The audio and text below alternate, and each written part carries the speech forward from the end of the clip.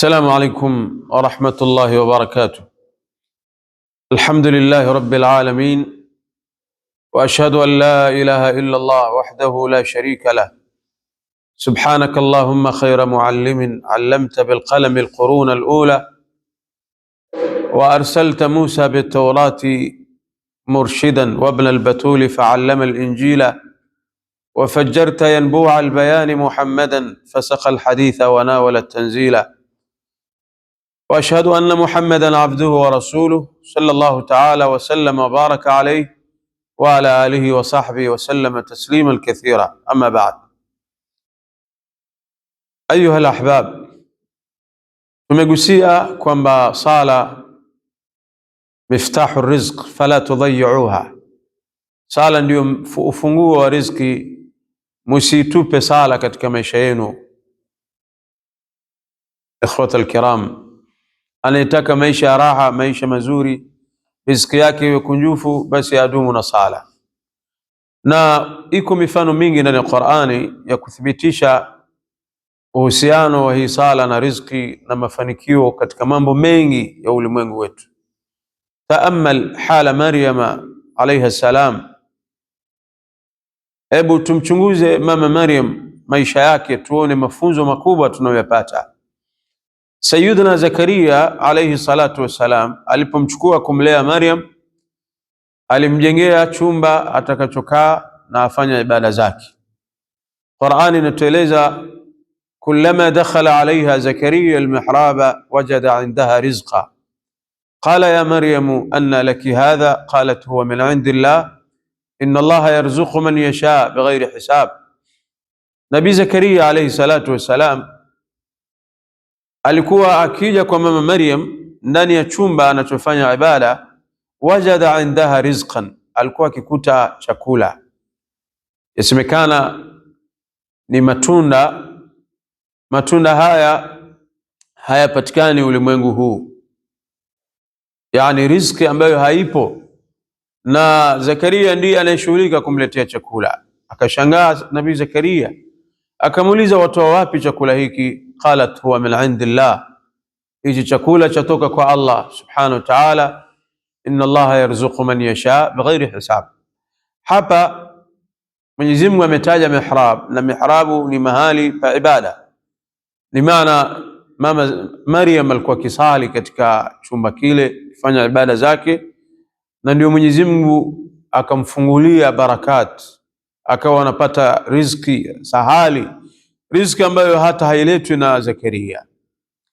Kadhalika Nabii Zakaria alayhi salatu wassalam alipoona maajabu haya alishtuka na ikafunguka akili yake kwamba hapa mahali pana utukufu, kuna baraka na rahma na nafahat rabbaniya zinateremka hapa katika hichi chumba.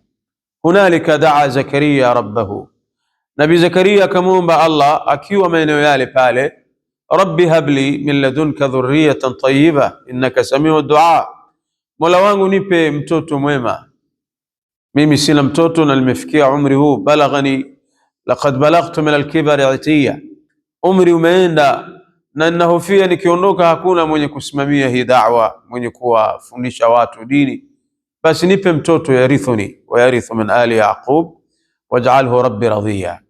Allah subhanahu wa ta'ala akamjibu Nabii Zakaria, lakini la kushangaza, aina istajaba lahu, Allah subhanahu wa ta'ala amejibu aliyaleta akiwa hali gani Nabii Zakaria.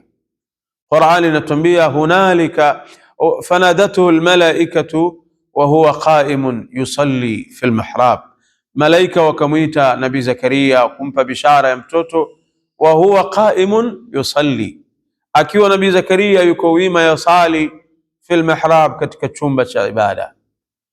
Ushahidi hapa wa Qur'ani ni kwamba hata ukitaka majibu yako kwa Mwenyezi Mungu yawe rahisi, mambo yako yafanikiwe, ufungukiwe katika yale unayoyahitaji, basi dumu na sala.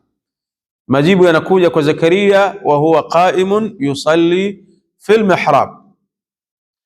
Ndugu yangu Muislamu, Sayyidina Shuaib alipokuwa anawalingania watu wake, walikuwa wakimkejeli na maneno ya ufidhuli. Wakamwambia asalatuka ya Shuaib, asalatuka ta'muruka an natruka ma ya'budu abauna au an naf'ala fi amwalina ma nasha innaka la anta alhalimu rashid. Hii sala yako unaosali Mungu huyu unayemuomba haonekani, ndio imekufanya wewe utuambie na sisi pia tufanye unayoyataka wewe, tuache miungu yetu, ibada ambazo tumewakuta babu zetu. Basi wewe una akili kushinda watu wote Shuaib.